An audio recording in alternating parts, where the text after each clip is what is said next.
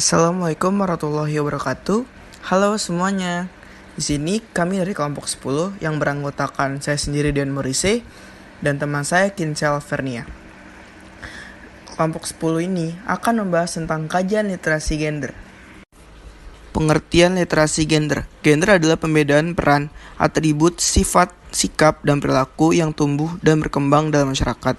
Dan peran gender terbagi menjadi peran produktif dan peran reproduktif, serta peran sosial kemasyarakatan.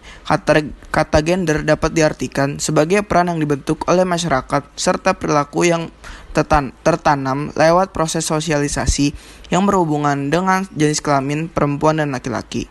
Ada perbedaan secara biologis antara perempuan dan laki-laki, namun kebudayaan menafsirkan perbedaan biologis ini menjadi seperangkat tuntutan sosial tentang kepantasan dalam berperilaku, dan pada gilirannya hak-hak sumber daya dan kuasa kendati tuntutan ini bervariasi di setiap masyarakat. Indikator literasi gender. Indikator kesetaraan gender adalah sebagai berikut. Pertama, indikator tingkat dampak. Indikator yang bersifat makro yang biasanya mengacu pada indikator yang disepakati secara nasional, misalnya Indeks Pembangunan Gender atau Gender Development Index atau disingkat dengan GDI, merupakan indeks pencapaian kemampuan dasar pembangunan manusia untuk mengetahui kesenjangan pembangunan manusia antara laki-laki dan perempuan.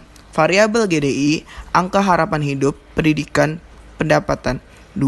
Indikator pada tingkatan hasil atau outcome, yakni indikator yang merupakan hasil langsung dari pelayanan yang diberikan oleh suatu organisasi atau SKPD dalam jangka waktu 1-5 tahun. Contoh, data atau indeks yang menjelaskan hasil suatu layanan, misalnya populasi laki-laki dan perempuan yang mendapatkan pelayanan yang berkualitas. 3. Indikator pada tingkat output, yakni indikator yang merupakan hasil langsung dari suatu kegiatan, misalnya rasio laki-laki dan perempuan yang mendapatkan pelatihan agribisnis. 4. Indikator spesifik gender, yakni indikator secara khusus terkait dengan satu jenis kelamin saja, misalnya angka kekerasan terhadap perempuan.